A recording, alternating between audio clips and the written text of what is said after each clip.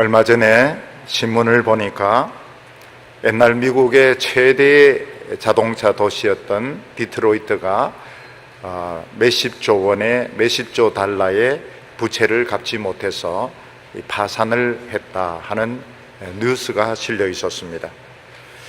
이미 디트로이트는 비어있는 빌딩이 수두룩하고 실업률이 미국에서 가장 높은 도시가 되었습니다.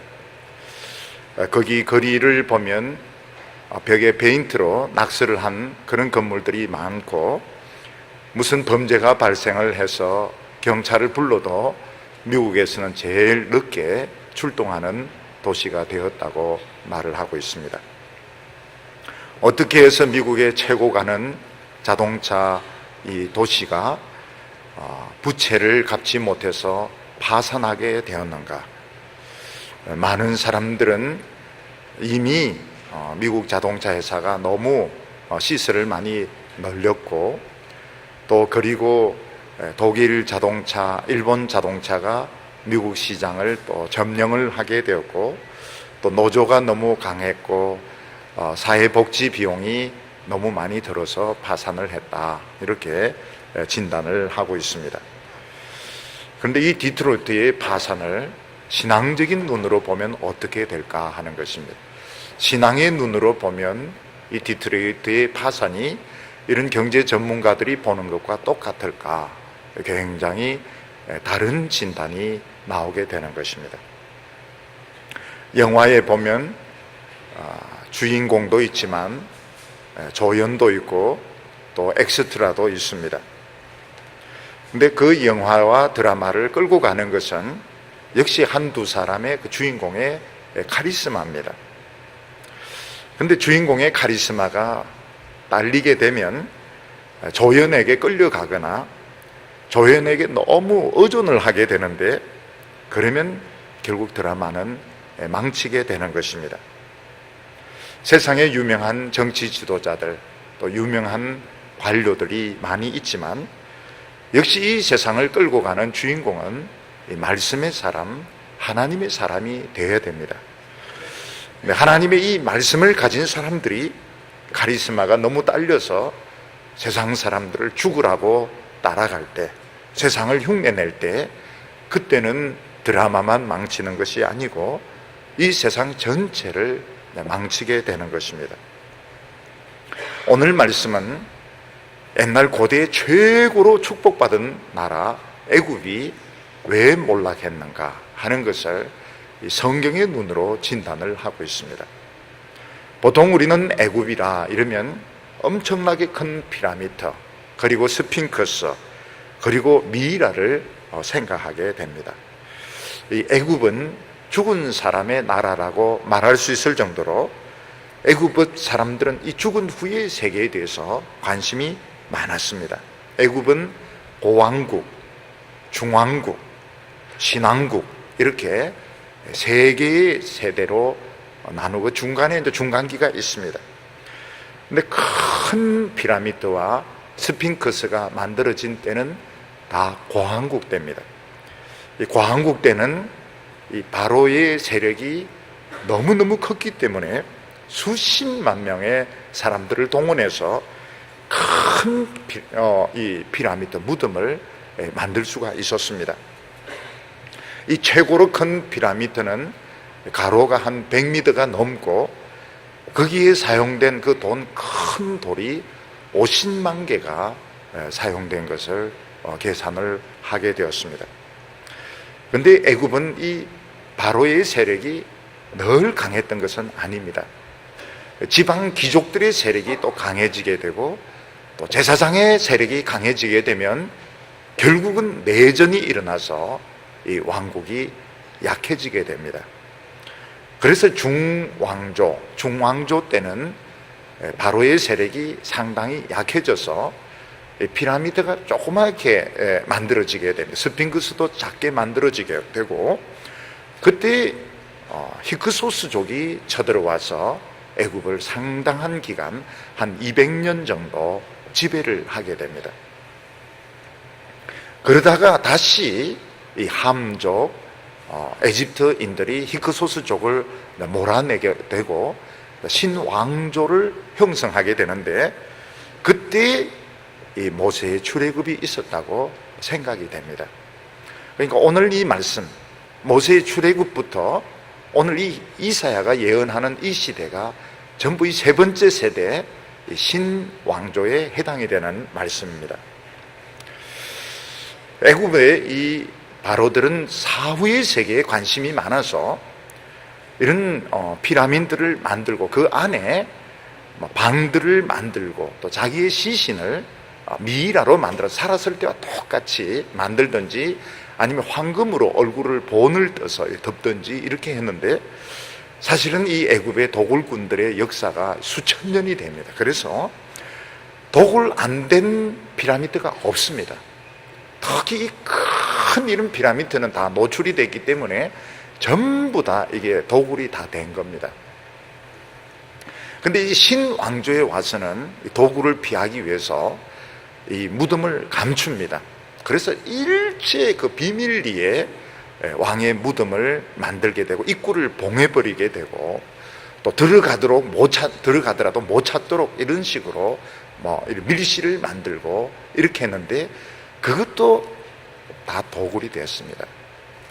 근데 도굴이 안 된 무덤이 발견되는데, 그게 소년 바로가 죽은 투탕카멘의 무덤이었습니다. 이 투탕카멘의 이 무덤이 왜 도굴이 안 됐는가 하면, 수천 년 전에 무덤 공사를 하면서 이 사람들이 모르고 흙을 거기에 많이 덮어놔 버렸던 겁니다. 투탕카멘의 무덤 위에다가. 그래서 이 도굴꾼들이 그게 무덤이 있는 줄 모르고 몇천 년이 내려갔습니다. 그리고 어떤 도굴꾼을 잡았는데, 이 도굴꾼 알고 보니까 수천 년 동안 도굴했던 그 집안 사람이고, 그 마을 사람들은 전부 도굴꾼들이었습니다. 그리고 도굴에 엄청난 그 프라이드, 자부심을 가지고 있었는데, 영국 정부에서는 이 사람을 감옥에 넣지 않고 민속박물관 직원으로 채용을 하게 됩니다. 그리고 그 같이 붙들었던 형제들도 직원으로 다 채용을 하니까 왕의 계곡을 소개를 하게 됩니다. 그 속에서 투탕카멘의 이 무덤이 발견되게 되는데, 이 투탕카멘은 힘이 하나도 없어서 신하들의 손에 놀아났고 소년으로 죽었습니다. 근데 이 발굴 안 된 무덤 안에 금이 꽉 차 있었던 겁니다. 그리고 얼굴은 완전히 황금판으로 덮어놨고, 근데 그걸 보면서 이 소년의 이 무덤 안에 이 황금과 보물이 이렇게 많았다면 그동안 도굴되었던 그 보물들은 어떻게 되었을까? 참 사람들은 이제 그 짐작을 하게 되는데, 그 에집트의 그 비밀이 풀리게 된 것은 이 소년 바로, 이 소년 때 죽은 투탕카멘의 이 무덤이 도굴 안 된 채로 발견이 되면서 그 도둑놈들을 감옥에 안 넣고 직원으로 채용하는 바람에 이 에집트의 바로의 무덤이 얼마나 화려했는지 이게 알려지게 되었습니다. 모세가 출애굽할 때의 바로는 투트모세 3세라고 생각이 되는데, 그때는 이 바로의 세력이 아주 강했습니다. 그런데 늘 바로의 세력이 강했던 것은 아니고, 귀족들의 세력이 강해지면 싸움이 일어나서 바로는 무력해지기도 하고, 또 제사장의 세력이 커지게 되면 그 손에 놀아나기도 하면서 애굽의 이런 바로의 애굽의 세력들은 점점 약해지게 되었던 것입니다. 그러다가 애굽이 완전히 힘을 잃게 된 것은, 완전 유명무실하게 된 것은 아수르 왕의 공격되었습니다. 아수르의 공격으로 완전히 힘을 잃게 되고, 그리고 정복을 당하게 되는 것은 페르시아의 캄비세스에 의해서 정복이 되어서 페르시아에 속하게 됩니다. 그리고 완전히 이 애굽이 로마의 속국이 되는 것은 클레오파트라하고 안토니우스가 싸움에서 지면서, 악티움 해지면서 옥타비우스에게 지면서 이 에집트는 완전히 로마의 속국으로 변하게 됩니다. 지금 이사야가 오늘 본문 말씀 이사야 19장에서 애굽에 대해서 이야기할 때는 그 아수르에 의해서 망하기 그 직전입니다. 그러니까 아수르에 의해서 완전 힘을 잃게 되는데 유명무실하게 되기 전에 이사야가 오늘 말씀을 예언을 하게 됩니다. 우리가 18장에 보면은 그 구스 사람, 에티오피아의 사람에 대해서 뭐라고 말하고 있는가 하면 장대하고 준수한 나라 사람들이다, 이렇게 말하고 있습니다. 제가 18장 설교를 하고 난 뒤에 에집트 책을 좀 한번 읽어보니까 거의 설교한 것과 역사한 내용이 거의 같았습니다. 거기 보면 어떤 내용이 나오는가 하면 그 에티오피아의 그 흑인들 앞에서 이 사람들이 무릎을 꿇고 절하면서 복종하는 이런 내용이 나오는데, 이사야 18장에서 19장으로 넘어가면서 이 에티오피아 사람들을 쫓아버립니다. 쫓아버리게 되고, 그리고 이 에집트가 다시 자신들의 그 정권을 되찾아서 지금 막 힘을 내려고 하는데 힘을 내지 못합니다. 왜냐하면 하나님의 모래시계가 다 끝나가고 있기 때문입니다. 다시 말해서 하나님의 그 축복도 무한정으로 주어지는 것이 아니고 시한부가 있는데 에집트의 시간은 끝나가고 있었던 것입니다. 한때 드라마 중에, 텔레비전 드라마에 모래시계라는 드라마가 있었습니다.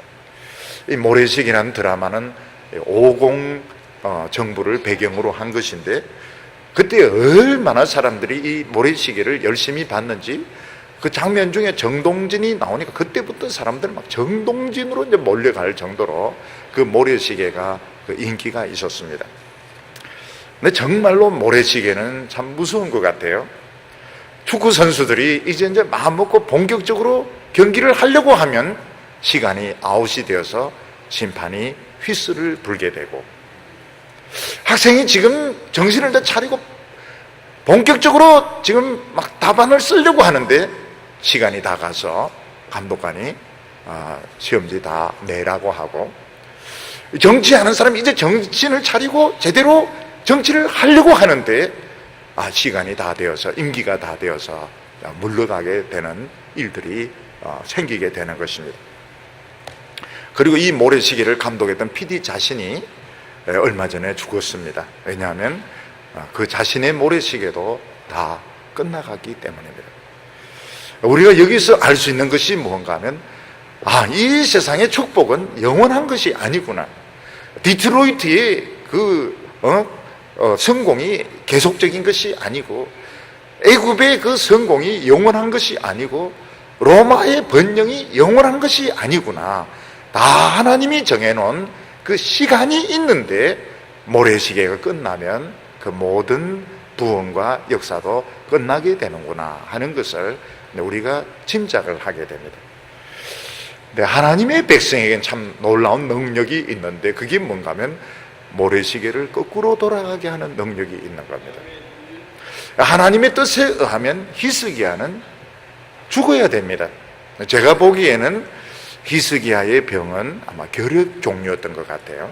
결핵은 폐결핵만 있는 것이 아닙니다. 몸에도 결핵이 있는데 몸에서 막 이 고름이 줄줄 흘러내리는 이런 결핵도 있는데, 제가 보기에는 암이든지 결핵 종류든지 피골이 상접해가지고, 근데 거기에 뭐 무화과를 붙이고 이런 것을 보면 결핵 종류가 아니겠는가 이렇게 짐작이 되는데, 하나님의 계획에 의하면 히스기야는 죽어야 됩니다. 그리고 다른 선지자도 아니고 이 이사야 선지가 가가지고 하나님이 너 죽는데, 그러니까 유언장도 남겨놓고 다 정리를 하라고. 근데 히스기야는 그 하나님의 말씀을 듣고 벽을 쳐다보면서 웁니다. 왕이 울고 통곡하고 기도하고 이렇게 하니까 이 아하스의 헤스게가 뒤로 물러가면서, 모래시계로 치면 모래시계가 뒤로 돌아가면서 15년을 더 살게 되는 것입니다. 이걸 보면 이 세상의 모래시계하고 하나님 백성의 시계는 다르구나. 세상은 기업도 한참 번영하다가 때가 되면은 기업도 저 이렇게 망하게 되고 국가적으로도 굉장히 막 뜨다가 국운이 다 되었다 이러면 나라가 가난하게 되고 이러는데, 하나님의 백성들은 부르짖기만 하면, 부르짖으면 이 모래시계가 거꾸로 돌아가면서 다시 이 부흥의 역사가 일어나는 것을 보게 되는 것입니다. 오늘 성경 말씀을 보면 애굽은 하나님의 계획에 의하면 모래시계가 지금 끝나가고 있습니다. 고왕조, 중왕조, 신왕조, 신왕조도 굉장히 길었는데 이제는 시간이 끝나가고 모든 것이 파장 분위기였습니다. 애굽은 그 찬란했던 문화들, 그 옛날에 번성했던 그런 기억들은 모래에 다 파묻고 이제는 망해야 되는데, 유다 백성들은 지금 아수르의 공격을 앞두고 에집트를 의지하고 있는 것입니다. 에집트를 마지막 보루로 지금 붙들고 있는 것입니다. 하나님의 눈에는, 야, 너희들이 왜 나를 의지하지 않고 지금 다 된 나라, 이제 끝나가는 나라를 왜 붙들려고 하느냐. 근데 인간이기 때문에 끝까지 에집트를 의지하고, 에집트에 자꾸 군대를 보내달라고 에집트를 손을 잡으려고 하는데, 하나님께서는 에집트에 대한 말씀을 주십니다. 에집트는 끝나가는 나라다. 그러니까 유다 백성 너희들은 에집트를 의지할 생각하지 말고 나에게 기도하고 나를 붙잡으라고 말씀하시는 것입니다. 오늘 첫 번째로 보면 애굽에 대한 하나님의 경고의 말씀이 나오게 됩니다. 애굽은 옛날 전 세계에서 밀이 가장 많이 생산되는 나라였습니다. 근데 지금이나 옛날이나 사람들이 부자가 되고 잘 살려고 하면 농사가 잘 되어야 됩니다. 지금 북아프리카는 전부 사막으로 변했지만 이 당시, 그리고 로마 때까지만 해도 곡창지대였습니다. 북아프리카 지역이 로마를 먹여 살린다고 할 정도로 제일 농사가 잘 되는 곳이 에집트였고 북아프리카였고 그리고 시칠리 섬이었습니다. 애굽은 나일강이 1년 되면 정확하게 물이 범람하고 정확하게 빠져나가면서 엄청나게 비옥한 이런 흙들을 날라다 주었는데, 곡식 농사가 세계에서 제일 잘 되는, 농사가 최고 잘 되는 곳이 바로 이 애굽이었습니다. 그래서 애굽은 고왕국 때부터 이런 많은 이 종교들 또 학문들 이런 것을 발전을 시켰습니다. 애굽인들은 하나님으로부터 많은 복을 받았는데 하나님 모르고 그 이상 많은 그 제사장, 많은 그 미신, 그 종교를 만들어서 우상 숭배 또 극치였습니다. 그 애굽에 대해서 이해가 안 되는 것이 뭔가 하면, 애굽은 어떻게 그렇게 하나님을 안 믿고 우상 숭배를 그렇게 많이 하는데 어떻게 그렇게 잘 살 수가 있느냐. 그것도 하나님이 애굽 사람들에게 주신 축복이었던 것입니다. 근데 하나님께서는 이사야 선지를 통해서 애굽의 복은 이제 다 시한이 끝났다 하는 말씀을 하게 됩니다. 오늘 말씀 이사야 19장 1절을 보면 애굽에 관한 경고라. 보라, 여호와께서 빠른 구름을 타고 애굽에 임하시리니 애굽의 우상들이 그 앞에서 떨겠고 애굽인의 마음이 그 속에서 놓으리로다. 이렇게 말씀하고 있습니다. 이사야는 애굽에 대한 경고다 이렇게 말씀하고 있습니다. 하나님께서는 애굽에 대해서 한 번도 경고를 한 적이 없었습니다. 근데 이제 하나님은 애굽에 대해서 드디어 경고의 말씀, 예언의 말씀을 하게 됩니다. 성경을 보면 애굽이 이스라엘 역사에 나타나는데 전부 하나님의 백성들의 그 무대 배경으로 나타나게 됩니다. 첫 번째로 나타났을 때가 아브라함 때인데, 아브라함은 하나님의 부르심을 받고 가나안 땅에 오지만 흉년이 들어서 실망을 하게 됩니다. 그래서 곡식이 있는 애굽으로 내려가서 자기 부인 사라에게 자기를 오빠라 불러달라, 남편이라 부르지 말고 오빠라 불러달라 이러면서 사라를 뺏기게 됩니다. 근데 그때 하나님께서 애굽 바로에게 나타나서 그 사람 돌려주지 않으면 안 된다 이래서 아브라함은 사라를 찾아서 가나안 땅으로 다시 돌아오게 됩니다. 그리고 두 번째는 이제 야곱과 그 아들들이 애굽으로 내려가게 되는데, 하나님께서 미리 요셉을 보내가지고 그 흉년에 대비하도록 하셨습니다.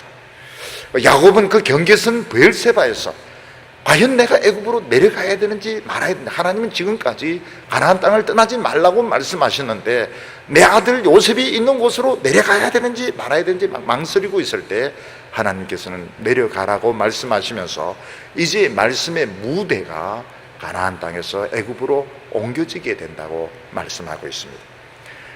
그리고 이제 애굽이 가장 중요하게 성경에 나타나게 되는 것은 400년 뒤에 모세가 이스라엘 백성들을 건져낼 때입니다. 그때 이 바로와 그 신하들은 이스라엘 백성들을 보내지 않으려고 막 억압을 하는데, 모세의 손에서 지팡이에서 막 능력이 나타나고 재앙이 일어나면서 결국 장자 죽는 재앙을 경험하고, 또 바로와 그 신하들이 홍해에 빠져 죽으면서 이스라엘 백성들은 애굽에서 벗어나게 됩니다. 그리고 애굽은 수백 년 동안 하나님의 말씀이 없었습니다. 하나님의 말씀의 무대에서 완전히 벗어나게 되는 것입니다. 하나님의 백성들과 접촉이 있어야 이게 좋든지 나쁘든지 이게 역사에 나타나게 되는데, 이스라엘 백성들이 다 떠나고 난 뒤에 한 번도 이 성경에 나타나지 않습니다. 그러다가 유다가 망하려고 할 때에 유다 백성들이 자꾸 이제 애굽의 사신들을 보내어서 도와달라고, 군대를 보내달라고 막 이렇게 부탁을 하게 되는데, 그때 이제 마지막으로 하나님의 경고의 말씀이 나타나게 됩니다. 하나님의 말씀이 무엇인가 하면, 애굽은 지금 이미 다 끝난 나라다. 하나님의 모래시계가 지금 다 끝났기 때문에 이제는 힘이 다 빠져서 스스로도 스스로를 지킬 수 없는데, 왜 유다 백성들 너희들은 그 주인공의 카리스마, 주인공의 그 자부심은 어디 가고 왜 이 망하는 나라, 수백 년 동안 하나님의 말씀에서 벗어났던 이 나라를 붙들고 의지하려고 하느냐, 그러면서 오늘 이 말씀을 주시는 것입니다. 여기에 보면 보라, 여호와께서 빠른 구름을 타고 애굽에 임하시리니 이렇게 말씀하고 있습니다. 애굽인들이 과연 그 옛날 모세의 출애굽을 기억을 하고 있는지 없는지는 알 수가 없지만, 이스라엘 백성들이 출애굽할 때 하나님은 천사를 보내어서 애굽의 모든 장자를 다 죽도록 만드셨습니다. 바로의 아들부터 시작해서 노예의 자식들까지, 심지어는 가축의 새끼들까지 모든 장자는 다 죽었던 그런 일이 있었습니다. 아마 애굽인들은 그걸 기억을 아무도 못하고 있어요. 성경을 읽는 사람들은 이걸 아는데, 성경을 모르는 애굽인들은 이걸 아무도 모르는 것입니다. 근데 오늘 말씀을 보면 하나님께서 다시 빠른 구름을 타고 애굽에 임하실 것이라고 말씀하셨습니다. 그러면 하나님께서 빠른 구름을 타고 애굽에 임하시면 또 장자를 다 죽이는가? 그게 아닙니다. 차라리 장자 죽이는 재앙이 일어나면 애굽인들이 깨달을 수 있을 텐데, 하나님은 전혀 나타나지 않고 자연재해만 일어나기 때문에 애굽 사람들은 끝까지 깨닫지 못하게 되는 것입니다. 여기에 보면 애굽의 우상들이 그 앞에서 떨겠고 애굽인들의 마음이 그 속에서 녹으리라 이렇게 말했는데, 하나님께서 빠른 구름을 타고 애굽에 임하시지만 애굽인들은 그걸 모릅니다. 애굽에서 여러 가지 좋지 않은 내전이라든지 그리고 자연재해가 일어나는데, 애굽인들은 이게 하나님이 일으키시는 줄 모르기 때문에 우상에게 묻고 우상에게 제사를 지내는데 도무지 해결이 안 되니까 결국 애굽인들의 마음은 녹아지게 된다고 말씀하고 있습니다. 하나님께서 이 세상을 심판하실 때 두 가지 방법으로 심판하시는데, 하나는 하나님이 심판하는 것을 알 수 있도록 심판하는 방법이 있고, 또 하나는 하나님은 전혀 나타나지 않고 사람들끼리 치고받고 싸우고 재앙이 일어나면서 망하는 이런 두 가지 경우가 있습니다. 이스라엘 백성들이 출애굽할 때 10가지 재앙이 일어났는데 이것은 하나님이 일으키는 재앙인 것을 누구든지 다 알 수 있었습니다. 왜냐하면 이 모세가 이 지팡이를 가지고 지팡이를 들면 나일강이 피로 변하고, 모세가 지팡이를 들면 개구리들이 올라오고 파리들이 올라오고, 모세가 지팡이를 들면 부루박이 떨어지고 이랬기 때문에 이건 누가 봐도 이건 하나님이 일으키는 재앙인 줄 알 수 있었던 것입니다. 야, 하나님께서 이런 재앙을 일으키시는구나. 하나님의 말씀을 들으면 이 재앙을 피할 수도 있구나. 그래서 어떤 일이 일어나게 되는가 하면 바로가 막 기도를 부탁하게 됩니다. 이 개구리들 다 나가게 해줘, 부탁을 하기도 하고, 이 우박이 예고되었을 때는 애굽인들 중에서도 하나님을 두려워하는 사람들은 가축을 막 피신을 시켜가지고 그 재앙을 피하기도 했던 것입니다. 근데 이번에 보면 하나님께서 빠른 구름을 타고 애굽에 임하시는데 하나님의 이런 말씀의 역사, 하나님의 종의 역사가 전혀 없습니다. 그러니까 어떤 일이 일어나면 내전이 일어나서 치고받고 싸우면서도 이게 하나님이 일으키는 줄 모르고 기근이 들어서 나일강이 마릅니다. 그리고 농사가 흉년이 들게 됩니다. 산업이 피폐하게 되는데 애굽인들은 이게 하나님의 역사인 줄 모르는 것입니다. 그래서 우리가 이 하나님이 세상을 징계하시고 심판하는 방법 중에서 하나님이 하시는 줄 알도록 심판하시는 방법이 있는가 하면, 하나님의 시치미를 똑 띄시고 하나님 뒤에 숨어 계시고 그냥 인간들끼리 싸우고 인간들끼리 재앙이 일어나면서 이게 하나님이 치시는 줄 모르는 그런 재앙이 있는 것입니다. 근데 이게 하나님이 알도록 이런 재앙이 일어나는 것은 거기에 하나님의 말씀의 역사가 있고 하나님의 선지자가 거기에 있고 하나님의 백성이 관계가 되는 것입니다. 이게 좋은 게 뭔가 하면 이건 하나님이 이런 심판을 하시는구나. 안 믿는 사람도 깨닫기 때문에 기도를 부탁을 합니다. 모세나 이스라엘 백성들에게 기도를 부탁하기도 하고 회개를 하게 됩니다. 그렇지만은 이런 말씀의 역사, 선지자가 없고 하나님의 백성이 전혀 관계되지 않으면 이게 하나님이 치시는지 이게 왜 이런 일이 일어난지 모르기 때문에 결국 우상을 찾게 되고 점쟁이를 찾게 되고 무당 구슬을 하게 되면서 스스로 멸망의 길을 가게 되는 것입니다. 그래서 하나님께서는 어떤 때는 말씀 없는 환난과 고통을 주시고 어떤 때는 하나님의 말씀과 함께 환난과 고통을 주시는데, 하나님의 백성들은 이 말씀을 알기 때문에 이런 시험이 오면 바로 압니다. 이 내가 죄를 지었더니 하나님께서 회개하라고 치시는구나. 바로 무릎 꿇고 막 회개하고 기도하면 되는 겁니다. 근데 말씀의 역사가 없으면 실컷 사람들 죽고 재난이 터졌는데도 이게 왜 이런 일이 일어나는지 알지 못합니다. 하나님께서 세상을 치실 때 보면 사자같이 덤벼들어서 한순간에 무릇뜯는 방법이 있는가 하면 옷에 조미 쓸듯이 조금씩 낡아가는 이런 방법이 있는데, 차라리 하나님이 막 덤벼들어서 치시는 것이 이게 더 낫다는 것입니다.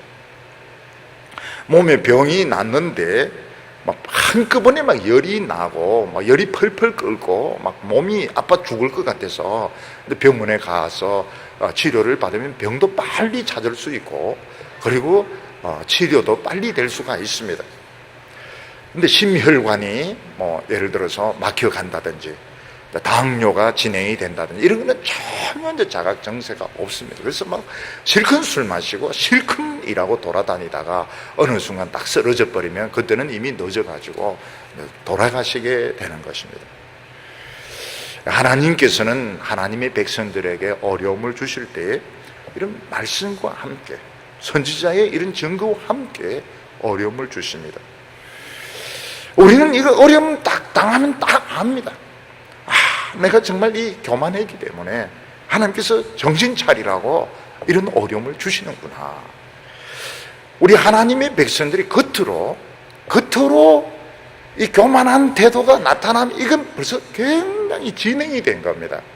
겉으로 다른 사람 앞에 막 오만불선하게 대하고 막 눈을 막 치켜뜨고 거품을 흘리면서 싸우고 이러면 이거는 굉장히 많이 진행이 된 겁니다.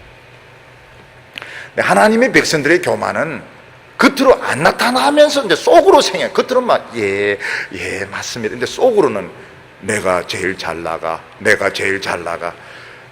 완전히 그 K-팝 가수처럼 내가 제일 똑똑하고 제일, 겉으로는 예 맞습니다 이러지만 속으로는 자기가 제일 최고라고 생각하면서 점점 간띵이가 부어가고 있는 것이 이게 하나님의 백성들의 교만인데, 남들은 모릅니다.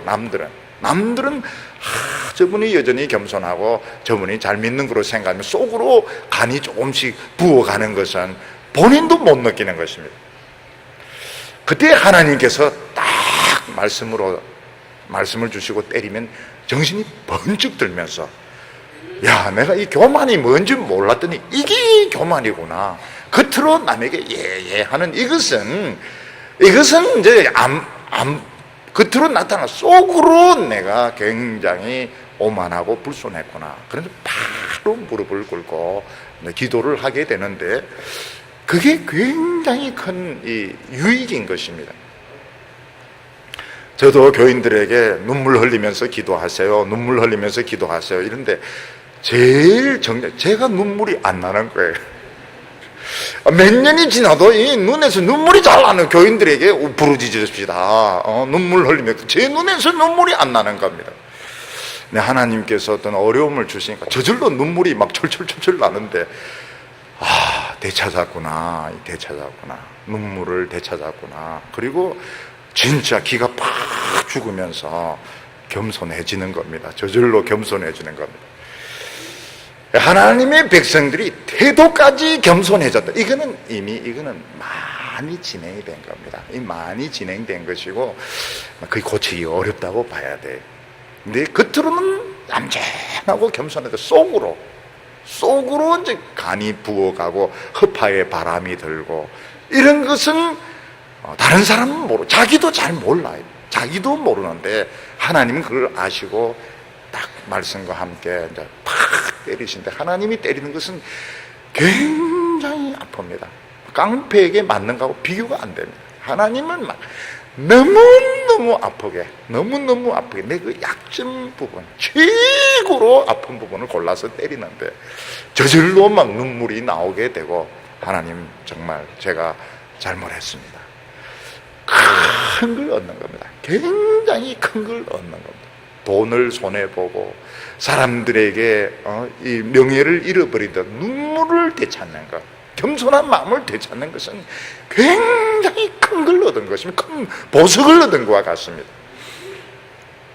그런데 이 세상 사람들은 말씀이 없기 때문에 쓰나미가 와가지고 막 2만 명이 죽고, 지진이 일어나서 막 8만 명이 죽고, 전염병이 퍼지고 이래도 그냥 그 피해 본 것만 때우기에 급급한 것이지 왜 이런 일이 일어났는가, 이것을 깨닫지 못하는 것입니다. 오늘 여기 두 번째로 보면 애굽에 하나님이 임하실 때 어떤 일이 일어나게 되는지 말씀을 하고 있습니다. 하나님께서 선지자의 이사야 선지를 통해서 하나님이 빠른 구름을 타고 애굽에 오실 때, 이거는 굉장히 빨리 이루어진다는 겁니다. 이거는 기간이 얼마 안 남았는데 이런 일이 일어나면 이게 하나님이 치시는구나 하는 것을 알고, 그때는 이제 회개를 해야 될 때고, 그때는 기도를 해야 될 때고, 말씀을 붙들어야 될 때인데, 애굽 사람들은 너무 오래전부터 말씀에 소외되어 있었기 때문에 우상을 찾게 되고 점을 치게 되고 굿을 하게 되면서 멸망이 가속화가 되게 되는 것입니다. 2절에 보면 그가 애굽인들을 격동하사 애굽인을 치게 하시리니 그들이 각기 형제를 치며 각기 이웃을 칠 것이요 성읍이 성읍을 치며 나라가 나라를 칠 것이며, 애굽은 농사가 최고로 잘 되는 나라이기 때문에 인간적인 생각으로는 망할래야 망할 수 없는 나라입니다. 요즘 우리나라 기업 치면 너무 이익이 많이 생겨가지고 도저히 망하고 싶어도 못 망하는 나라가 바로 애굽이었던 것입니다. 근데도 애굽은 망합니다. 왜 애굽이 망하는가 하면 외부의 침략도 있습니다. 침략도 있지만 그 안에 보면 내전으로, 내부적인 싸움으로, 바로와 귀족들 사이에서, 귀족과 귀족 사이에서, 귀족과 제사장의 사이에서 내전을 가지고 애굽의 그 기운이 소진이 되게 됩니다. 여기 보면 애굽인을 격동하사 이렇게 말씀하고 있습니다. 애굽인들이 잘 있다가 어느 한순간 서로에 대해서 오해를 하고 미움의 감정을 가지고 그리고 이제 전쟁을 하게 되는데 그 핵심은 교만, 내가 최고가 돼야 된다. 무슨 소리 하냐? 내가 최고다. 이러면서 이제 싸움이 붙게 되는데 그 격동시키는 것은 하나님이 아니고 마귀입니다. 마귀가 격동을 시키는 겁니다. 근데 마귀도 그냥 자기 마음대로 격동은 못 시키고 하나님의 허락을 받아야 격동을 시킬 수 있기 때문에 하나님이 격동시킨다 이렇게 표현을 합니다. 그렇지만 실제로는 마귀가 격동질을 하는 것입니다. 어떤 사람이 그냥 가만히 있다가 상대방을 막 공격을 퍼붓게 되고 그리고 막 시비를 끌고 그리고 막 사사건건 물고 늘어지는 것은 이것은 누군가가 격동질 시켜서 그런 것입니다. 사탄이 격동질을 시키는 건데 넓은 의미에서는 하나님이 다 허락을 하셔서 그런 일이 일어나는 것입니다. 하나님의 백성들은 어떻습니까? 누군가 막 공격을 할 때 막 의성을 높이고 입에 거품을 흘리면서 막 대어들 때 내가 그동안 교만했구나. 내가 하나님의 말씀에서부터 멀어졌구나. 그래서 바로 깨닫고 하나님 제가 참 저도 모르는 사이에 교만했기 때문에 하나님이 저 사람을 통해서 저를 이렇게 되직하게 하시는군요. 제가 하나님 앞에 겸손해지겠습니다. 그러면은 이게 좀 적어집니다. 점점 적어져요. 그런데 그런 대적하는 사람을 통해서 참 내가 교만했구나 하는 걸 깨닫는 것은 굉장한 플러스입니다. 이거 교만의 병, 이거는 못 고칩니다. 이거는 우리나라가 아니고 전 세계 최첨단 그 병원에 가도 못 고치는 게 교만한 겁니다. 근데 이걸 깨닫지 못하는 사람은 이 하나님이 허락하셔서 이런 일이 일어나는 줄 모르고 저놈이 감히 나를 공격해 그리고 이제 저놈을 이기면 된다. 머리 터지도록 싸우는데 그 놈이 또 만만치가 않은 것입니다. 그래서 막 굉장히 격렬해지게 됩니다.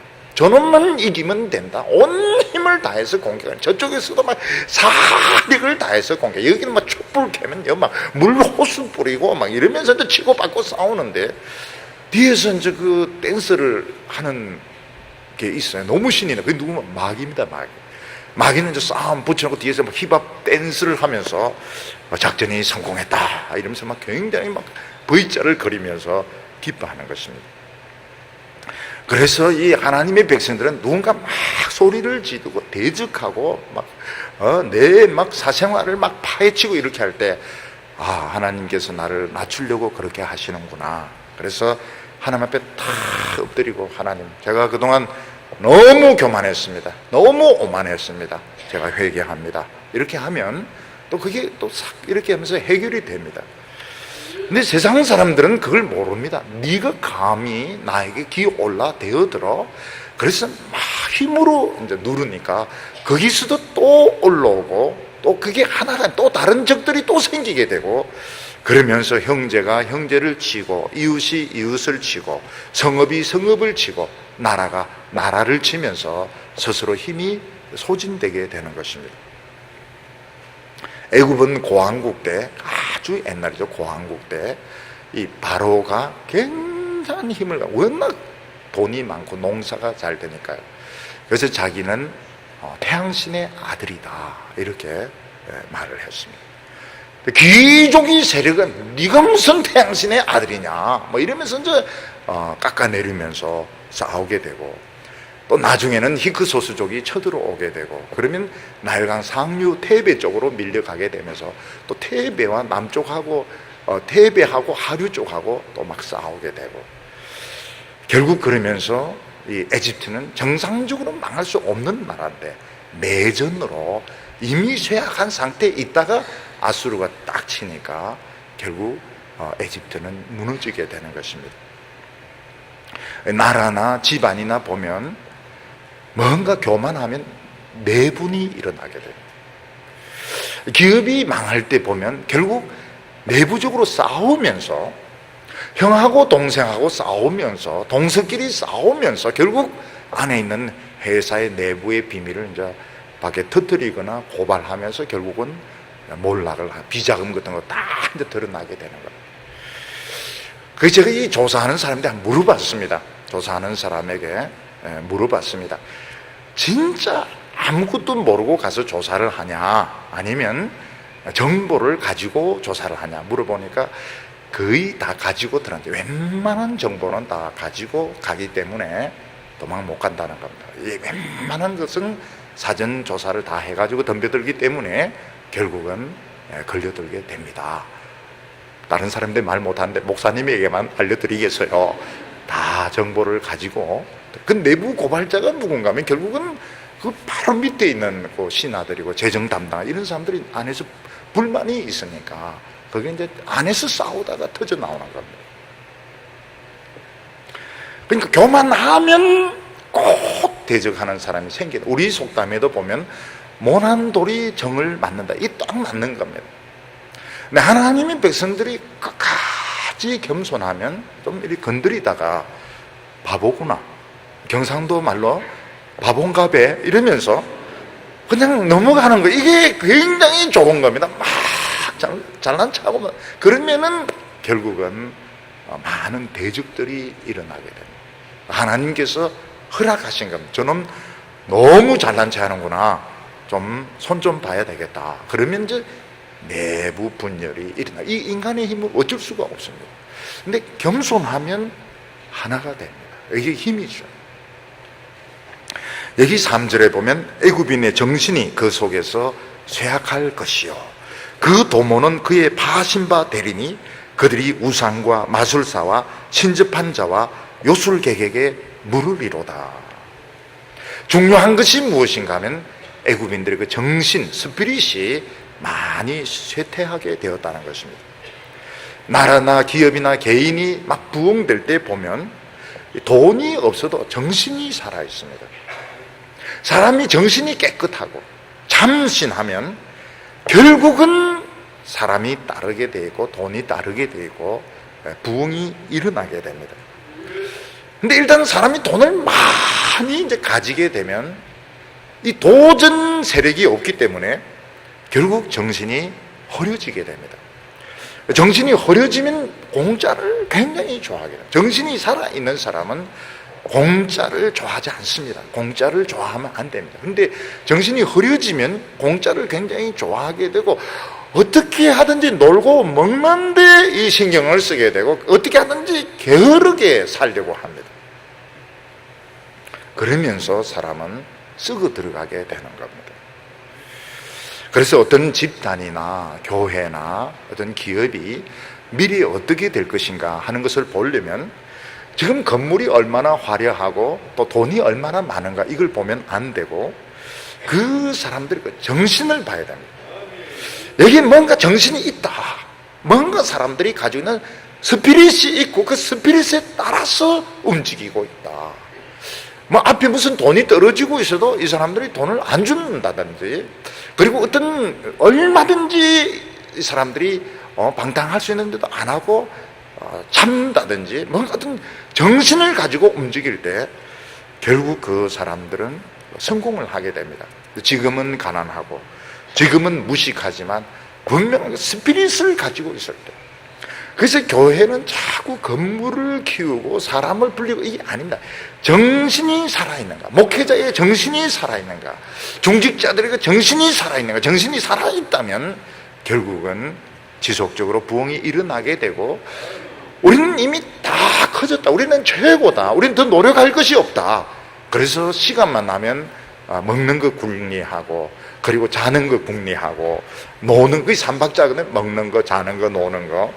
그러면 결국 그 정신이 흐려지게 돼서 망하는 겁니다. 공짜나 밝히게 되고, 시간만 나면 놀고, 예배 때는 몽롱하다가 라면 끓여 먹을 때는 정신이 번쩍 들고, 그런 사람들은 미래가 없는 겁니다. 아무리 사람들이 많아도 미래가 없는 겁니다.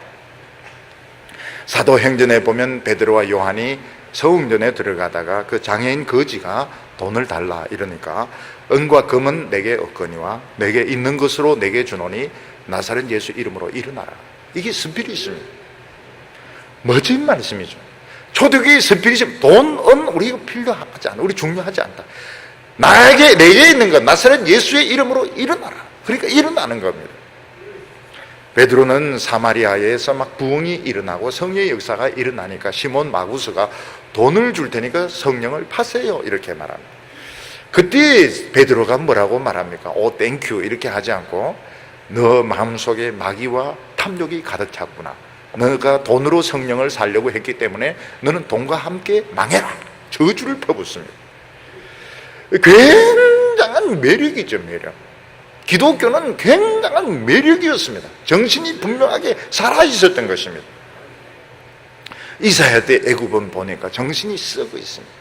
막 싸웁니다. 누가 좀 똑똑하면 끌어내리고, 누군가 좀 성공하면 막 욕을 퍼붓고 이러는 것 보면 사탄이 굉장히 그 충동질을 하고 있는 것입니다. 하나님의 말씀은 우리에게 늘 새로운 도전이 되어야 됩니다. 교회는 늘 신선해야 되고, 교회는 그 정신이 살아있어야 됩니다. 애굽은 물질적으로는 부족한 것이 없는데 정신이 썩어가지고 결국은 자기들끼리 싸우고 자기들끼리 물고 뜯고 이렇게 하면서 결국 멸망의 길을 가게 되는데, 그들의 도모는 하나님이 다 파하셨다고 말하고 있습니다. 그들의 계획은 다 실패합니다. 왜 애굽의 계획은 실패하냐? 돈으로 하려고 하니까 실패하는 겁니다. 무슨 계획을 세우는데 책상에서 계획을 세우는 겁니다. 현장에 안 가보는 거에 다 실패를 하는 겁니다. 여러분, 요셉은 보면 애굽의 흉년이 들기 전에 전부 현장으로 돌아다닙니다. 요셉은 사무실에 앉아있을 시간이 없습니다. 특히 이 농산물은 저장과 이 이동이 굉장히 어렵습니다. 경제정책에 어려운 것이 뭔가 하면 수송과 저장이 어려운 것입니다. 이것을 요셉은 현장에서 다 돌아다니면서 체크해가지고 도시들마다 창고를 만들어요. 그러니까 성공을 하는 것이죠. 근데 성공하고 나면은 안 돌아다닙니다. 그냥 돈으로 다 때우고 책상에 앉아서 입으로 다 때우니까 결국 현실성이 없어서 다 실패를 하게 되는 것입니다. 이 사람들은 마술을 하고 신접한 자를 찾고 요술객에게 묻습니다. 사람이 점을 친다고 하는 것은 이성적인 판단을 포기하는 것입니다. 점이 이래 나왔다. 그럼 더 이상 대화가 안 되는 겁니다. 내 생각에는 이렇다. 그러면 너 생각은 어떠냐? 이래 대화가 되고 사람이 좀 합리적으로 생각을 하게 됩니다. 점괘가 이렇게 나왔다. 제사장이 이렇게 말했다. 이 신의 뜻이다. 그러면 대화가 안 되는 겁니다. 근데 교회도 보면 제일 이제 마지막에 해야 되는 말이 뭔가 하면, 기도해 보니까 이런 응답받아. 이 말은 할 수 있으면 마지막에 해야 돼. 그러면 이제 대화가 안 되는 겁니다. 대화가. 하나님이 이렇게 말씀하시더라. 이건 이제 대화를 안 하겠다는 겁니다. 그게 이제 맞으면 참 좋은데 틀리면 이거는 교회 전체를 잘못된 길로 끌고 갈 수가 있습니다. 얼마 전에 보니까 우리나라 대기업체 회장이 역술인의 말, 점쟁이 말을 듣고 선물 투자는 이제 미리 물건을 약속을 받아놓는 거예요. 선물 투자가 굉장히 중요합니다. 환차익 중요하고 선물 투자 이런 거 중요하고, 옛날에는 물건을 가지고 막 팔면 돈 벌었지만 이제는 선물 투자 그리고 환차익 이런 거 가지고 이제 돈을 버는데, 이 점쟁이 말을 들고 수천억을 투자했다 날렸다는 겁니다. 왜 대기업체 회장이 점쟁이 말을 듣습니까? 이미 자기는 능력이 없는 겁니다. 그 회사를 경영할 능력이 없는, 그러니까 망하는 겁니다. 애굽의 이 왕들이 적어도 이성적인 판단을 해야 된다. 그 큰 나라를 끌고 가려고 하면 이성적인 판단을 해야 되는데 점쟁이에게 묻고 뭐 요술을 하는 사람에게 묻고, 그러니까 벌써 대화가 안 되는 겁니다. 그러다가 그들은 악한 통치자에게 걸려들게 됩니다. 4절에 그가 애굽인을 잔인한 군주의 손에 붙이리니 포악한 왕이 그들을 치리하리라. 주 만군의 여호와의 말씀이니라. 사람들이, 나라가 이제 혼란스러우면 강한 리더십을 가진 지도자를 찾게 되어 있습니다. 그러다가 이제 강한 리더가 나오게 되면 막 열광적으로 메시아 같은 이런 심정으로 막 절대적으로 신임을 하게 되는데, 결국 그 사람이 악한 군주입니다. 그런 사람은 어떻게 합니까? 결국 전쟁을 일으켜가지고 많은 사람을 죽음에 몰아넣게 만들고, 그리고 큰 성을 짓고 집을 짓고, 이래서 국가재정을 다 파탄시켜가지고 결국은 망하게 만드는 것입니다. 우리나라도 이렇게 정치 지도자를 뽑는 거 보면 거의 메시아적인 이런 기대를 합니다. 그래서 가난한 사람들은 부자로 만들어, 이게 벌써 메시아가 하는 게 뭡니까? 소경의 눈을 뜨게 하며 안전뱅이를 일어서게 하며, 그리고 가난한 자에게 복음이 전거되고, 거의 막 메시아 같은 이런 막 전지전능한 것을 요구하는데 다 쏟는 겁니다. 정치라고 하는 것은 교통 정리하는 것에 불과하지 가난한 자를 부자로 만들어줄 수가 없습니다. 이건 자기가 해야 되는, 각자가 도서관에서 학생은 공부하고 기업인들은 회사에서 일을 해가지고 이렇게 해서 해야 되는데, 누가 어떤 정권을 잡으면 그 사람이 우리를 행복하게 해줄 것이다. 결국은 나라 말아먹는 겁니다. 그래서 결국은 스스로가 쏟는 겁니다. 정치인과 똑같습니다. 무슨 정치인이 돈을 언제 벌어봤다고, 기계를 언제 돌려봤다고, 결국은 이 국가에 있는 돈을 돌리는 건데, 그 이제 마술에 속아가지고 지금도 막 정치에 정신이 없는, 그 시간에 단어 하나를 더 외우고 물건 하나를 더 만들어야 되는데 정치에 목을 거는 인간들이 그렇게 많은 겁니다. 결국 큰 건물을 짓고 큰 무덤을 만들고 큰 성을 쌓는 것이 자신의 그 명성을 나타내지만 실제로는 전부 재정을 탕진하는 것입니다.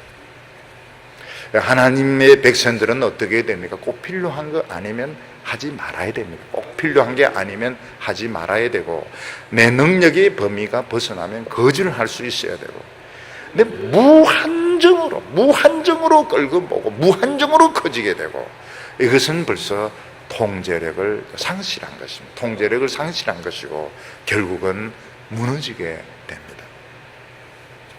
그리고 세 번째로 하나님은 애굽의 축복이 없어질 거라고 말씀하고 있습니다. 애굽이 지금까지 부강하고 잘 살 수 있었던 것은 나일강이 정확하게 그 범람하고 정확하게 물이 빠져 주었기 때문입니다. 애굽 사람들은 이 나일강 때문에 세계 최고의 이런 부자 나라가 되었고 문명 국가가 되었는데, 놀라운 것이 뭔가 하면 하나님의 축복은 다 모래시계 같이 시한이 있다는 것입니다. 정권도 뭐 공중에 나는 새를 떨어뜨리고 기업도 절대적인 것 같지만 결국은 하나님의 모래시계 시간이 다 되면 몰락을 하게 됩니다. 애굽에 어떤 일이 일어나게 되는가 하면 하나님의 그 때가 되니까 나일강이 범람을 안 하는 겁니다. 그러니까 상류지역이 남쪽이 상류입니다. 남쪽에서부터 강이 올라오기 때문에 자꾸 이제 혼동이 되는데, 상류가 에티오피아 쪽이 상류입니다. 그것은 이제 비가 와서 물이 범람을 해야 되는데 비가 안 오는 겁니다. 비가 안 오는 나일강, 결국 애굽은 알거지가 되는 겁니다. 5절과 6절 보면 바닷물이 없어지겠고 강이 잦아서 마르겠고 강들에게서는 악취가 나겠고 애굽의 시냇물은 줄어들고 마름으로 달과 같이 시들겠으며, 바닷물이 없어진다. 바닷물이 나일강을 말합니다. 왜냐하면 나일강이 범람할 때는 물이 꽉 차기 때문에 사람들이 이 바다라고 이렇게 불렀다고 그럽니다. 그런데 이 어떤 해부터는 이게 바다가 안 생기는 것입니다. 강물이 그냥 말라버리는 것입니다. 왜 그렇게 될까요? 아프리카 기후가 변하게 된 것입니다. 아프리카가 점점 사막화가 되면서 뜨거워지면서 이 이디오피아 쪽에 비가 안 오는 겁니다. 그래서 에집트는 그냥 사막으로 변해가게 되었습니다. 그러니까 어떻게 됩니까? 막 악취가 나게 되고, 그리고 거기 달과 같이 마른 달이 공중에 있는 달을 말하는 게 아닙니다. 이게 뭔가 하면 일종의 갈대의 종류입니다. 갈대들이 다 말라서 없어지게 되는 것입니다. 리비아도 옛날에는 이 강대국이었습니다. 그러나 리비아가 사하라 사막이 이렇게 커지면서 사막화가 되니까 리비아 정부가 한 것이 사하라 사막 안에 땅 속에 이게 물이 있습니다. 그거를 끌어올려 가지고 트리폴리까지 연결시켰는데 그 공사를 이제 한국 기업이 그걸 해냈습니다. 이런 걸 보면 참 한국 사람들이 대단해요. 아프리카 북부는 그 당시 곡창지대였습니다. 농사가 제일 잘 되는 곳이었는데 지금은 그곳이 사막으로 변했습니다. 기후가 변하는 것입니다. 그러니까 늘 농사가 잘 되는 것이 아니고 결국 기후는 변하게 되어 있습니다. 어떤 도시가 공업도시로, 자동차 도시로 막 번창을 하다가 섬유도시로 막 번창을 하다가 시한부가 되면 그 회사의 섬유기업들이 점점 없어지게 되면서 가난하게 되는 것과 같습니다. 우리나라도 이 한강의 기적, 이래서 굉장히 부흥이 되는데 그 한강의 기적의 핵심은 값싼 노동력입니다. 시골에서 올라온 사람들의 값싼 노동력, 그리고 여성들의 값싼 노동력으로 그리고 봉제, 그리고 신발 이런 쪽으로 수출을 많이 했는데 결국 이제 임금이 올라가게 되고 중국 쪽에서 더 값싼 노동력을 가지고 물건이 막 들어오게 되니까 한강의 기적도 끝나게 된 것입니다. 지금 중국에 들어갔던 기업도 지금 빠져나오고 있는데 중국에 또 임금이 올라가니까 똑같은 일들이 일어나는 겁니다. 그러니까 임금이 싸다 해서 무한정으로 싼 게 아닌 겁니다. 쌀 때 많이 만들어야 돼요. 나중에 되면 결국은 임금이 올라가게 되고 노조가 생기게 되고 결국 코스트가 올라가게 되니까 기업들이 빠져나가게 되는 겁니다.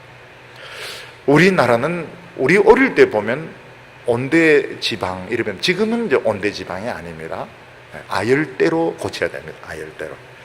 왜냐하면 지금 이 기온이 옛날 우리 어렸을 때 그 기온이 아닙니다. 이는 아열대, 싱가포르라든지 태국이라든지 지금 그거거든요. 그게. 그러니까 이 열대야가 막 40일씩 막 계속되는 이것은 기후가 변한 겁니다. 사가도 옛날에는 보면 경산 그리고 영주 이런 데 더 이제 위에 쪽으로 올라갈 정도로, 명태는 벌써 안 잡힙니다. 명태는 더 지금 시베리아 이쪽에서 잡히고, 뭐가 잡힙니까?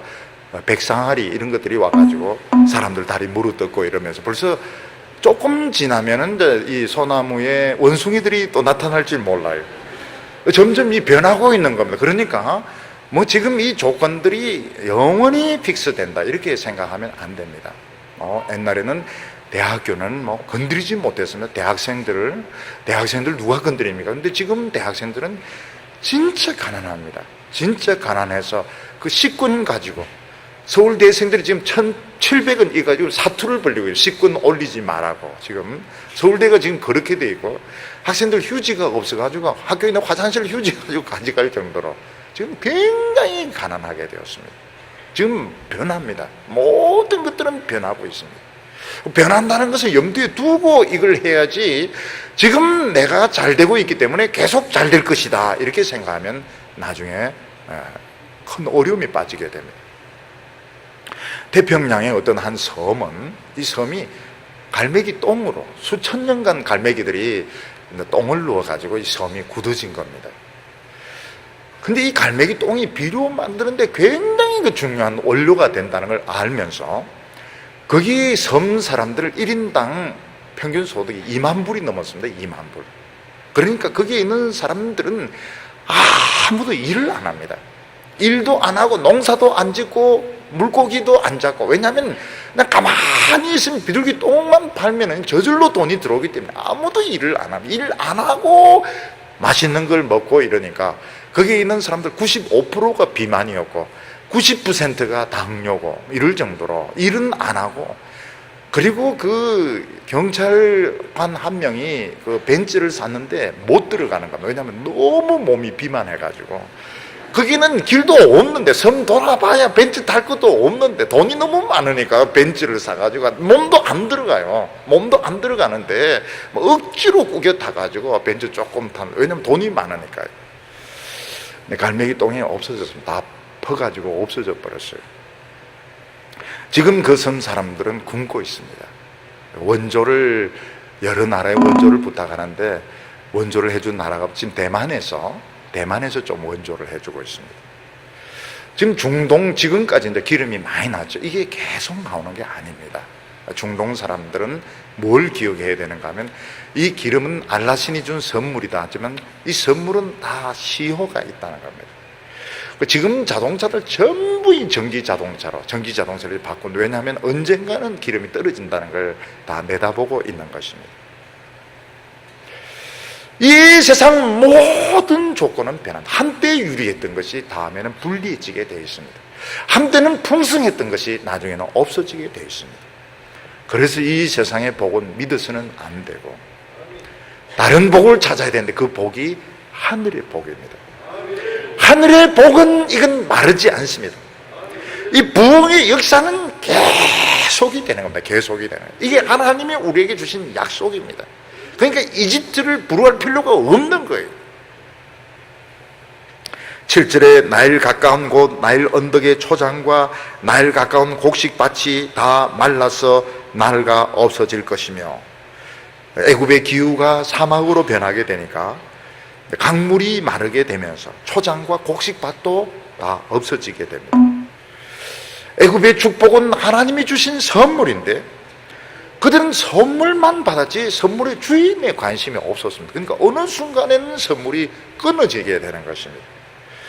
우리는 복을 받으면 뭘 생각해요? 누가 이 복을 줬을까? 선물을 받으면 누가 이 선물을 줬을까? 우리 애가 천재일 때, 천재다 이렇게 알고 요 놈의 머리를 누가 똑똑하게 했을까? 그리고 하나님에 대해서 연구를 하는 것입니다. 영적인 데 관심을 가지는 것. 그러면 그 축복이 계속이 됩니다. 선물을 주신 분에 대해서는 관심이 없고 선물만 챙기니까 하나님도 재미가 없는 겁니다. 결국은 하나님의 축복이 없어지게 됩니다.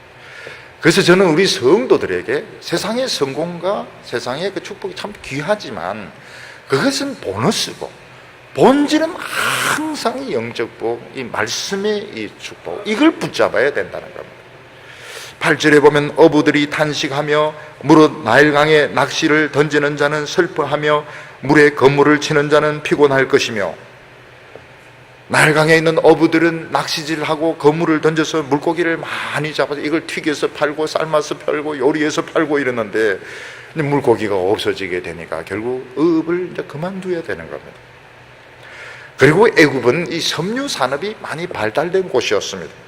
9절에 세마포를 만드는 자와 백목을 짜는 자들이 수치를 당할 것이며, 애굽의 세마포는 아주 유명한 세마포였고 백목도 천의 종류였습니다. 우리가 이것을 보면 애굽은 망할래야 망할 수 없는 나라입니다. 곡식이 많았죠. 초장이 풍부했죠.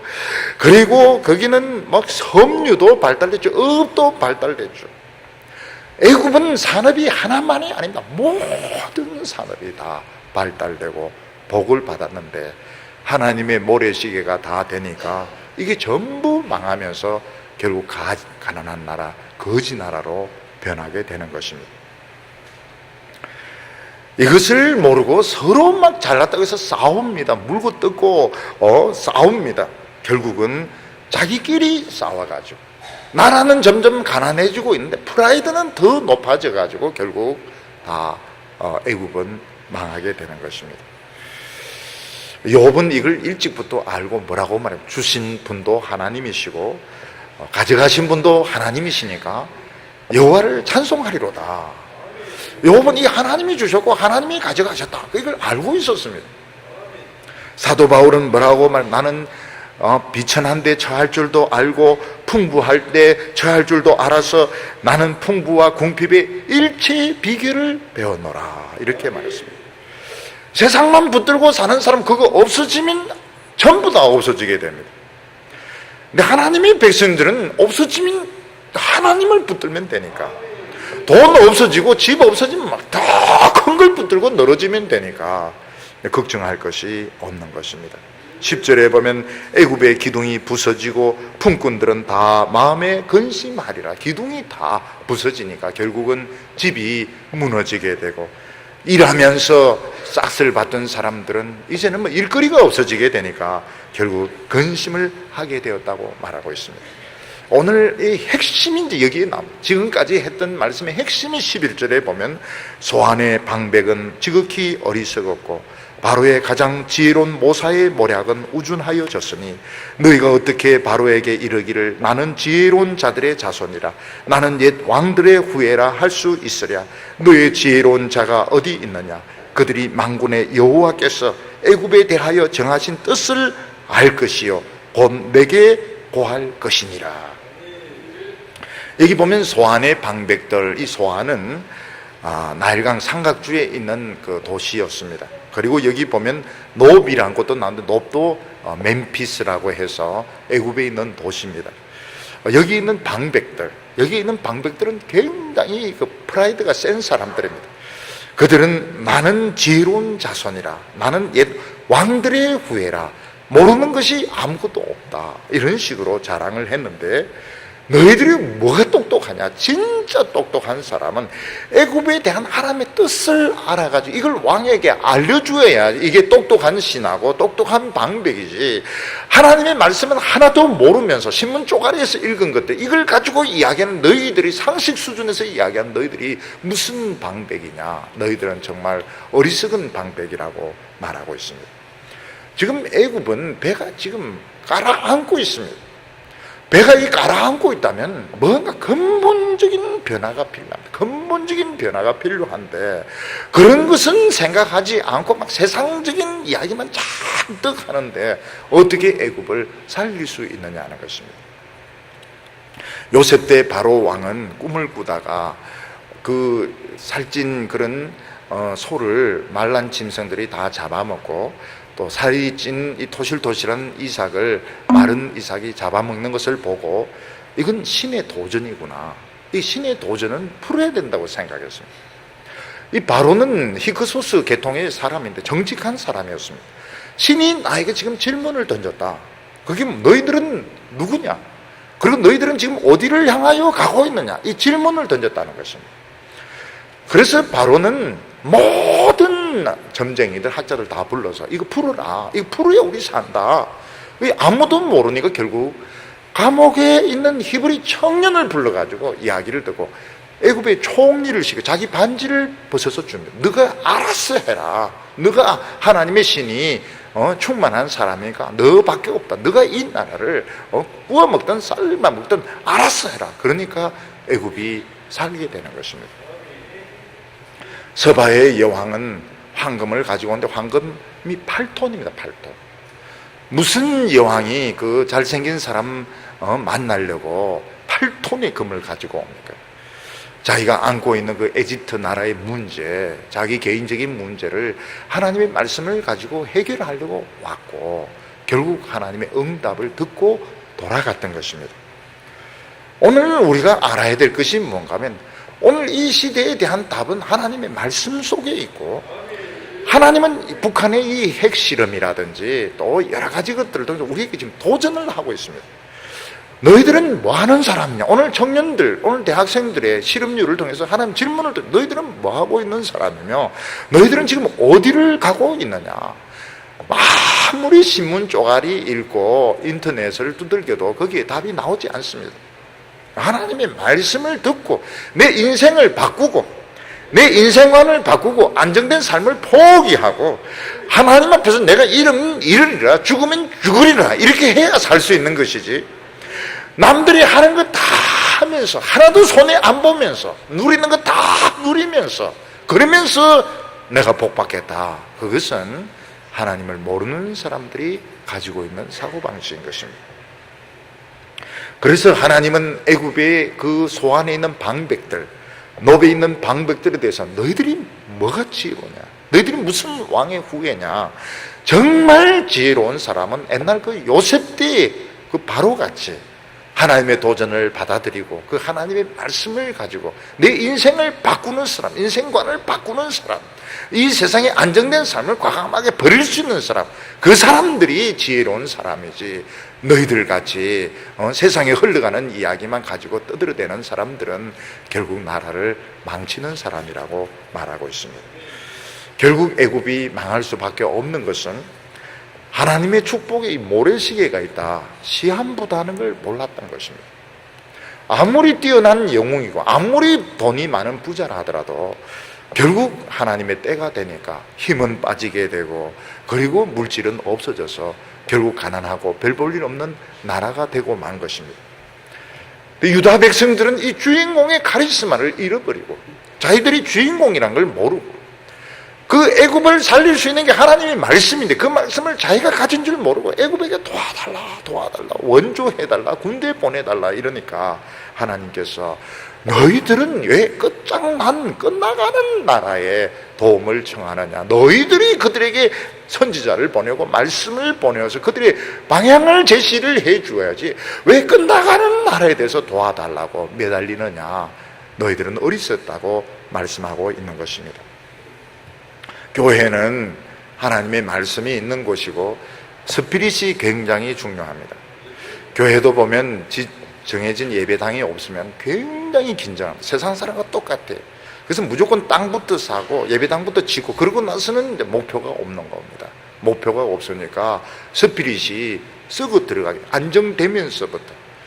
오늘 우리나라 사람들이 얼마나 안정을 원합니까? 직장의 안정, 집의 안정, 정년의 안정. 그 안정이 안 되기 때문에 막 교회 와서 그렇게 기도하거든요. 근데 딱 안정되자마자 교회부터 끊어버립니다. 새벽 기도 끊어버리고 금요일 기도 끊어버리고, 그리고부터 이제 텔레비전을 큰 화면으로 이렇게 평면으로 바꿔가지고 거기서 이제 세상 돌아가는 걸 알겠다고 이러는데, 그게 잘못하면 그럴수록 더 하나님 앞에 매달려야 됩니다. 오늘 보면 이 교회가 점점 경직이 되고 있습니다. 보면은 프로그램이나 사고방식이 똑같아요. 그러면 이것은 스피릿이 죽어가고 있는 것입니다. 오늘 우리는 세상의 복에 대한 관심, 우리가 얼마나 세상 사람들을 따라갔으면, 얼마나 이 세상의 스피릿에 우리가 참 많이 흡수가 되었는가 하는 것을 생각하고, 하나님께서 오늘 내 정신을 새롭게 해주시면 이 주인공의 카리스마, 하나님의 백성이 정신을 회복해서 묵은 것은 다 떨쳐버리고 싱싱한 새 사람으로 만들어지는 시간이 되시기를 축원합니다. 기도드리겠습니다. 자비로우신 하나님 아버지, 우리가 믿노라 하면서도 인간이기 때문에 늘 세상을 부러워하고 안정된 삶에 목을 매달고, 주여 우리가 남들보다 못하면 늘 스스로 복을 받지 못했다고 하나님을 원망할 때가 많았습니다. 오늘 저희들이 하나님의 백성의 그 위대한 모습을 되찾게 하여 주시고 기도의 능력을 받게 하여 주시옵소서. 우리에게 눈물을 주시기를 원합니다. 겸손한 마음을 허락하여 주시옵소서. 싱싱하게 새 사람으로 저희들을 변화시켜 주옵소서. 예수님의 이름으로 기도하옵나이다.